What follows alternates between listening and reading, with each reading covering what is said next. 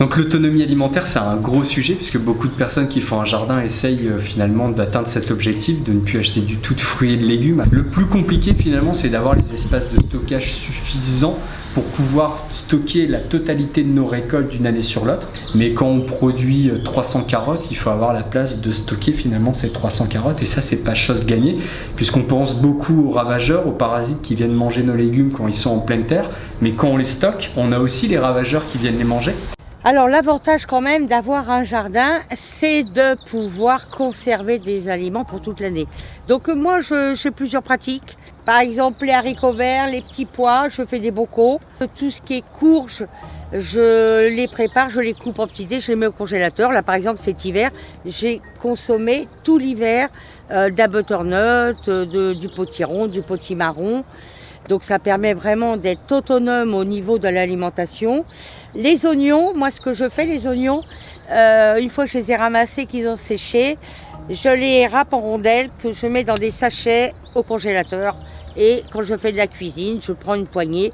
Je fais pareil, je fais des sachets d'ail et de persil. Alors ça c'est formidable.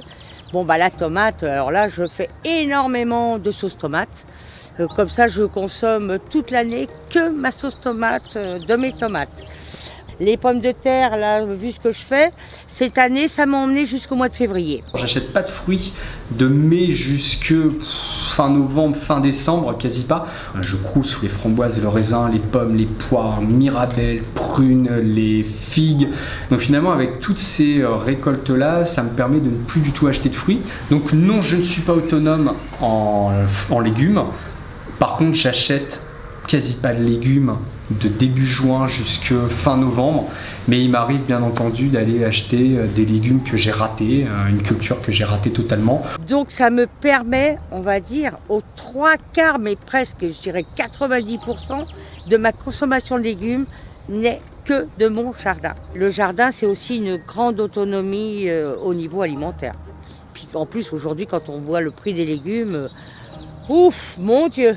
Des fois, je me dis, je me donne peut-être du mal, mais ça en vaut la peine. Je pense que oui, le jardin nourricier, c'est le jardin qui a de l'avenir. Une fois qu'on a goûté ses propres légumes, après, on continue finalement parce que ça n'a rien à voir avec ce qu'on peut acheter. Alors oui, c'est du travail. Par contre, c'est un réel plaisir.